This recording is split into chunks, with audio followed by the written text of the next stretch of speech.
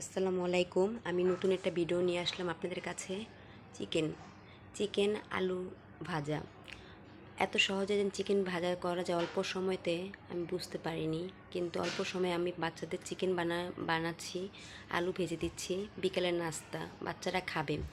বন্ধুরা, আপনাদের কাছে একটা রিকোয়েস্ট হলো, আমি আপনাদের জন্য এত কষ্ট করে ভিডিও বানাচ্ছি, আপনারা আমাকে লাইক কমেন্ট সাবস্ক্রাইব করে দিবেন, আমার পাশে থাকবেন। আপনারা যদি পাশে না থাকেন আমি ভালো ভালো ভিডিও নিয়ে আপনাদের কাছে আসতে পারুন বলেন?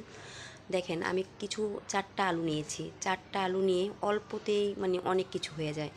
চারটা আলু নিয়ে আলুগুলো আমি কেটে নিচ্ছি ভাজার জন্য। আর ভাজার জন্য আলু কেটে নিচ্ছি। আর এখানটা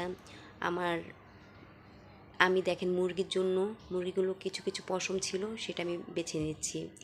বাছার পরে এখন মুরগিটা আমার পড়াই হয়ে গেল। এখন আমি মুরগিটা কিছু কিছু ফালি দিয়ে নিচ্ছি। ফালিটা দিয়ে নিলে মুরগিটা ভাজতে মশলাটা ভেজে যাবে, সুন্দর ভালোভাবে মশলাটা হয়ে যাবে। এখন মুরগিটা ভালো করে একটু ক্যাঁচাতে নেবেন। ক্যাঁচাতে নিয়ে গেলে, এটা কিন্তু আমি জানেন আপনাদের দেখাচ্ছি না, শিখাচ্ছি না, এটা আমি আপনাদের সাথে শেয়ার করতে আমার খুবই ভালো লাগে, তাই আমি দেখাচ্ছি। কিন্তু ভাববেন না আপনাদের আমি শিখাচ্ছি। আপনারা অল্পতেই এই দেখেন আমি আলুটা কাটা হয়ে গেল। এখন আমি আলুটা একটু ভাবদা নিচ্ছি। পানিটা একটু বলক দিয়ে নেবেন। বলকটা নিয়ে নিলে আলুটা খুবই সুন্দর হবে ভাজাটা। আর যদি বলকটা না নিয়ে নেন তাহলে আপনার আলুটা ভাজাটা ভালো হবে, কিন্তু একটু ভালো করে একটু বলকটা নিয়ে নিলে হয়ে যায়। এখানটা আমি আলুটা বসিয়ে দিয়ে আমি মুরগিটা আবার একটু কেটে নিচ্ছি। মুরগিটা কাটা আমার পড়াই শেষ হয়ে গেলো। আমি ওটার সাথে দুটো ডিম দিয়েছি। ডিমটা কি করব সেটা আমি পরে বলছি, কিন্তু আমার আলুটা একটা বলক আসলেই আমি আলুটা নামিয়ে ফেলবো। আমি আলুটা একটু লাড়াচাড়া দিয়ে দিচ্ছি। লাড়াচাড়ার পরে এখন আমার আলুটা কড়াই আমার হয়ে গেল। এই যে হওয়ার পরে আমি আলুটা একটা ঝালিতে ঢেলে নিচ্ছি। আমি মুরগিটা ভালোভাবে আগে ধুয়ে নিয়েছি। সব কিছু তো দেখা যায় না একসাথে, বুঝেন তো, অল্প সময় ভিডিওতে তো এত কিছু করে। এখন আমি মুরগিটা ভালোভাবে ধুয়ে নেওয়ার পর আমি এখন সব কিছু দিচ্ছি। এখন হলুদ দিলাম, মরিচ দিলাম, আদা রসুন দিচ্ছি।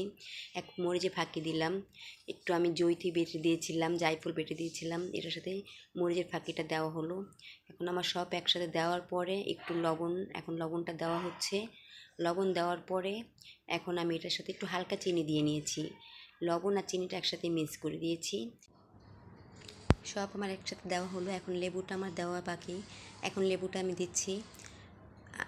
লেবুটা দেওয়ার দিলে জিনিসটা ভালোভাবে মিশে একসাথে, ভালোভাবে মিশ করে নেবেন।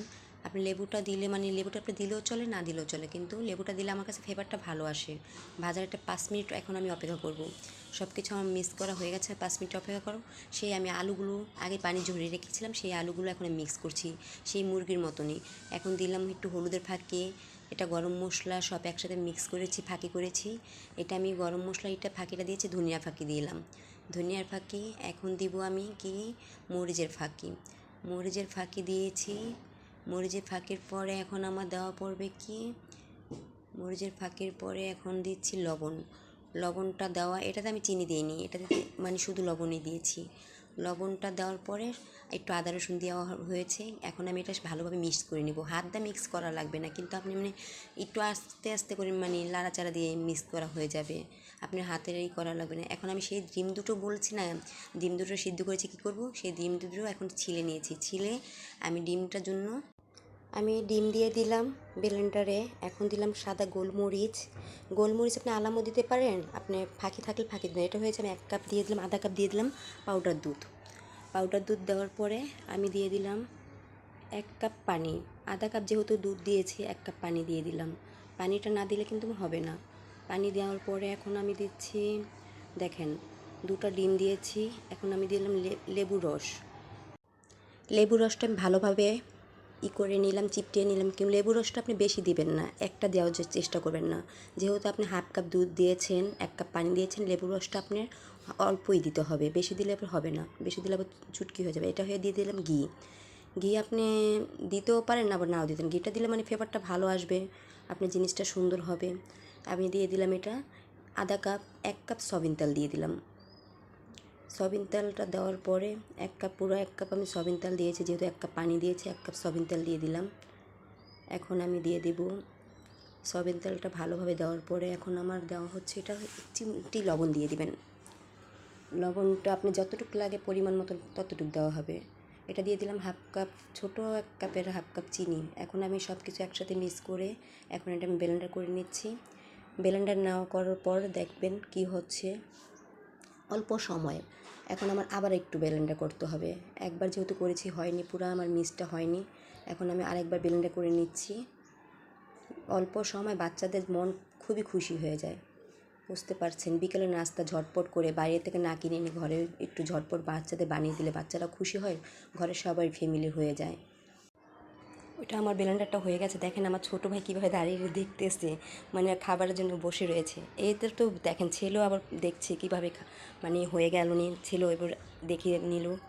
ছেলে তো বলছে খুবই ভালো হয়েছে।